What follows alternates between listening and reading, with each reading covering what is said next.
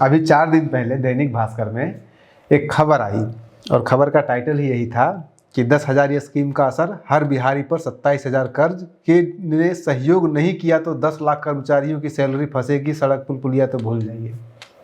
इस खबर को आने के बाद बिहारी मीडिया में, नेशनल मीडिया ने नहीं कुछ किया, लेकिन बिहारी मीडिया ने ऐसे इस खबर को प्रोजेक्ट किया जैसे लगता है कि बिहार का अब दिवालिया निकलने वाला है, क्योंकि वो 10,000 देने के कारण बिहार का पूरा खजाना खाली हो चुका है। बिहार में अब कुछ नहीं बचा है, सब नंगे वंगे बचे हैं। अब बिहार सरकार के पास कुछ है ही नहीं, एकदम बिल्कुल खत्म हो गई बिहार सरकार में, कुछ नहीं बचा है। अब अगर भीख केंद्र सरकार देगी तो यहाँ के लोगों को सैलरी वैलरी मिलेगा, नहीं तो सबको भूखा मरना पड़ेगा। ऐसी खबर पिछले 3 दिन से प्रोजेक्ट किया गया है, सोशल मीडिया से लेकर के, आरजेडी से लेकर के। वैसे आरजेडी के पास अभी कोई मुद्दा तो है नहीं, विपक्ष तो ऐसे लगता है कि जैसे जो वो फिल्म थी ना शोले में जो गब्बर का सांबा था, वो आदमी गिन रहा है 2 है या 3 है या 4 हैं, तो यही मोड में भी विपक्ष चल रहा है। तो हमने इस खबर को थोड़ा सा पड़ताल करने का कोशिश किया कि आखिर है क्या ये, आखिर 27,000 कर रहे हैं। तो भाई इस देश में और भी राज्य हैं, 27-28 राज्य हैं, केंद्र शासित प्रदेश हैं, उनके ऊपर भी तो कर्ज होगा, तो उनके ऊपर कितना कर्ज है।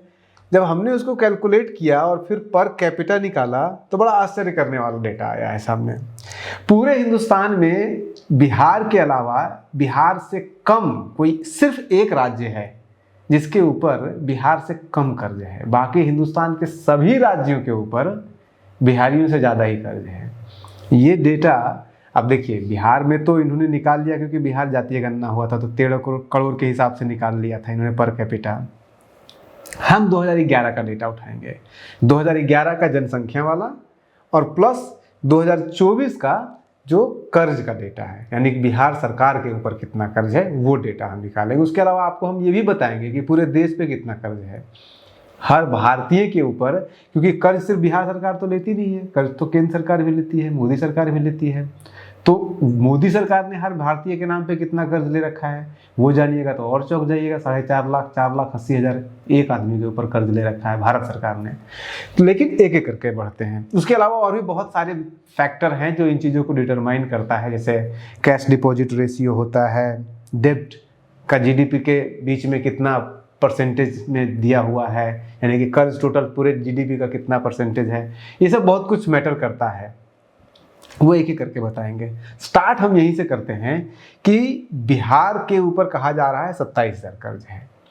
वो अभी 13 करोड़ के हिसाब से इन्होंने कैलकुलेट किया है, क्योंकि 13 करोड़ जनगणना आ गया है 2023 की जनगणना के अनुसार बिहार में, इसलिए 27,000 हुआ है। हम 2011 वाला जनगणना लिए हैं जहाँ पे कि 10 करोड़ था, तो उसमें आया है 30,790 रुपये।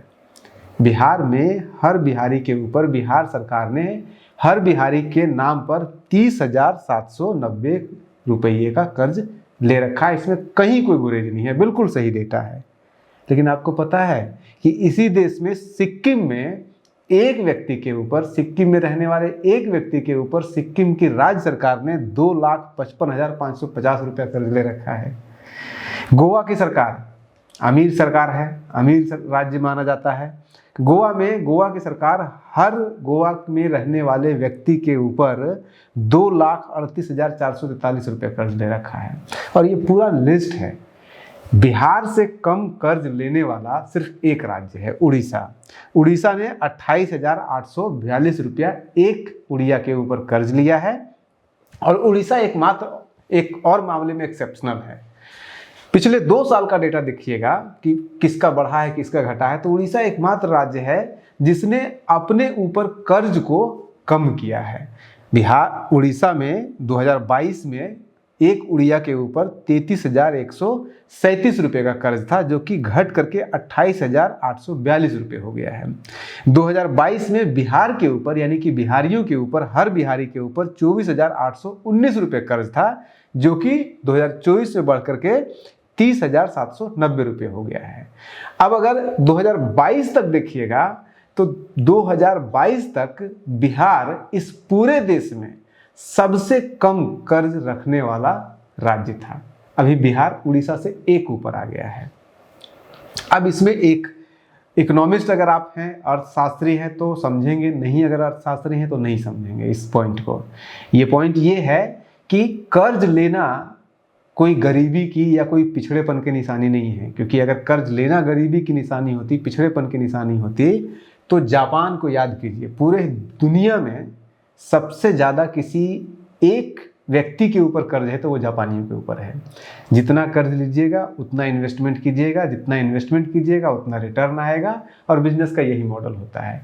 अगर आप इकोनॉमिस्ट हैं तो इस बात को समझिएगा, नहीं अगर इकोनॉमिस्ट हैं तो इस पॉइंट को छोड़ दीजिए। लेकिन फिलहाल यही है कि कर्ज जितना ज़्यादा बढ़ेगा, इसका मतलब आप कर्ज ले रहे हैं तो कर्ज हर किसी को बैंक नहीं दे देता है। कर्ज उसी को देता है बैंक जिसके अंदर, जिसको लगता है बैंक को कि हाँ ये वापस कर सकता है, ये इस पैसे से, लेने वाले पैसे से और पैसा कमा के हमें भी दे सकता है, प्रॉफिट है। तो वो एक अलग पॉइंट है। इकोनॉमिस्ट अगर आप नहीं है तो छोड़ दीजिए इस पॉइंट को। लेकिन इकोनॉमिस्ट यही कहते हैं कि अगर जिस राज्य पे ज़्यादा कर्ज है वो ज़्यादा समृद्ध होने की उसकी संभावना ज़्यादा है, क्योंकि वहाँ पे इन्वेस्टमेंट ज़्यादा हो गया। इसीलिए तो गुजरात इतना समृद्ध राज्य है, महाराष्ट्र इतना समृद्ध राज्य है। गुजरात का देख लीजिए, गुजरात में हर गुजराती के ऊपर 77 हज़ार रुपये का कर्ज है, और बिहार में 30 हज़ार का भी नहीं है। महाराष्ट्र में चले जाइए 64 हज़ार रुपये का कर्ज है। पहाड़ी राज्यों में थोड़ा सा ज़्यादा इसलिए होता है क्योंकि पहाड़ में जनसंख्या कम होती है, वो एक अलग मैटर है। अब उसको छोड़ दीजिए, अब आते हैं दूसरे पॉइंट पे। हिंदुस्तान में क्या है भाई, जैसे बिहार की सरकार ने कर्जा लिया है तो उसको आप बिहार की जनसंख्या से डिवाइड कर दिए तो वो निकल गया कि बिहार में कितना वो हुआ है, हर बिहारी के ऊपर कितना कर्ज है। भारत सरकार भी तो कर्ज लेती है, और भारत सरकार हिंदुस्तान के अंदर जो बैंक हैं, हिंदुस्तान के अंदर जो आरबीआई है, अलग अलग संस्थाएं हैं, अलग अलग कंपनियां हैं, उनसे भी कर्ज लेती है और विदेशों से भी कर्ज लाती है। आईएमएफ से कर्ज लाती है, वर्ल्ड बैंक से कर्ज लाती है, किसी दूसरे देश से कर्ज मांग के लाती है, हर तरह का कर्ज लाती है। तो उन हर तरह के कर्ज से हर हिंदुस्तानी के ऊपर कितना कर्ज लाती है केंद्र सरकार, वो आंकड़ा बड़ा चौंक जाएगा आपका। 4,80,000 रुपये हर हिंदुस्तानी के ऊपर कर्ज लिया गया है केंद्र सरकार के द्वारा। अब उसमें एक खुशनुमा ये है बात कि 4,80,000 में से 4,60,000 जो कर्ज है वो हिंदुस्तान के ही रिसोर्सेज से लिया गया है, यानी कि हिंदुस्तानी बैंक, हिंदुस्तानी कंपनी, हिंदुस्तान के अंदर जो कंपनियां काम कर रही है उन्हीं से कर्ज लिया गया है, या फिर आरबीआई से कर्ज लिया गया है, या फिर राज्यों से भी कर्ज कई बार केंद्र सरकार ले लेती है अगर समृद्ध राज्य है तो। लेकिन हिंदुस्तान के रिसोर्सेज से ही कर्ज लिया गया है ये 4,80,000 में से 4,60,000। जो हिंदुस्तान के बाहर से जो कर्ज लिया गया है वो मात्र 21,000 रुपये का कर्ज है, यानी कि एक व्यक्ति पे हर हिंदुस्तानी के ऊपर 21,000 रुपये का विदेशी कर्ज है जो कि हिंदुस्तानियों के ऊपर है। तो ये पॉइंट भी आपको समझना चाहिए। अब तीसरा आ जाइए कि कैश डिपॉजिट रेशियो इसको बोलते हैं, credit deposit ratio, cash deposit नहीं, क्रेडिट डिपॉजिट रेशियो इसको कहते हैं। क्रेडिट डिपॉजिट रेशियो क्या होता है कि बिहार में सभी बिहारी मिल करके कितना पैसा बैंकों में जमा कर रहे हैं और कितना पैसा वो कर्ज ले रहे हैं। तो अगर बिहार का डेटा देखिएगा तो बिहार में अगर कोई पूरे बिहारी को एक एग्जाम्पल के रूप में अगर 100 रुपये जमा कर रहा है किसी बैंक में, किसी भी बैंक में, तो बदले में बिहारी कर्ज ले रहा है मात्र उसमें से 35 रुपये। बाकी जो 65 रुपये बचा वो या तो बैंक के पास पड़ा हुआ है, आरबीआई के पास पड़ा हुआ है, या कोई दूसरे प्रदेश का व्यक्ति उससे कर्ज ले रहा है। उदाहरण के लिए जो आपका आंध्र प्रदेश राज्य है, आंध्र प्रदेश 100 रुपये जब जमा करता है, आंध्र प्रदेश में कोई भी व्यक्ति, जब पूरे आंध्र प्रदेश में एवरेज में 100 रुपया बैंक में जब जमा होता है तो आंध्र प्रदेश का व्यक्ति 122 रुपया कर्ज लेता है। तो वो 22 रुपया कहाँ से आता है? वो 22 रुपये यही कुछ बिहार से जाता है। ऐसे ही बाकी बहुत सारे ऐसे राज्य हैं जहाँ पे कि 100 रुपये जमा करता है, 100 रुपये से ज़्यादा वो कर्ज ले लेते हैं। तो कर्ज लेना कोई खराब चीज़ नहीं अगर आप सही जगह उसको इन्वेस्ट कर रहे हैं। तो इसी को बोलते हैं cash deposit ratio, credit deposit ratio. और लोग कहते हैं कि क्रेडिट डिपॉजिट रेशियो अगर किसी भी प्रदेश का, किसी भी देश का अच्छा है तो वो उस देश की अर्थव्यवस्था के लिए अच्छा माना जाता है। अब इतने अच्छाइयों के बावजूद अब अगर वही देखिए 2004 में जब लोग सो कॉल्ड तथाकथित जंगल राज कहते थे, उस समय क्रेडिट डिपॉजिट रेशियो कितना था? उस समय बिहार का क्रेडिट डिपॉजिट रेशियो मात्र 24.9% था। अभी वो बढ़ के 35% हो गया है। ऐसे ही बहुत सारे राज्य हैं जिसके कि क्रेडिट, अब जो विकसित राज्य का देख लीजिए, आंध्र प्रदेश का कितना क्रेडिट डिपॉजिट रेशियो? अभी 122% है।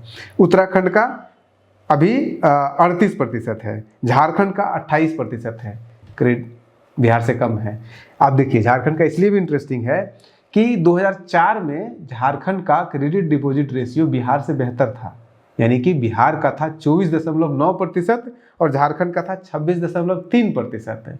लेकिन 2024 में आकर के झारखंड का 28% ही रह जाता है, 26 से 28 बढ़ता है यानी कि सिर्फ 2%, और बिहार का 24 से बढ़ के 35% यानी कि 11% बढ़ जाता है।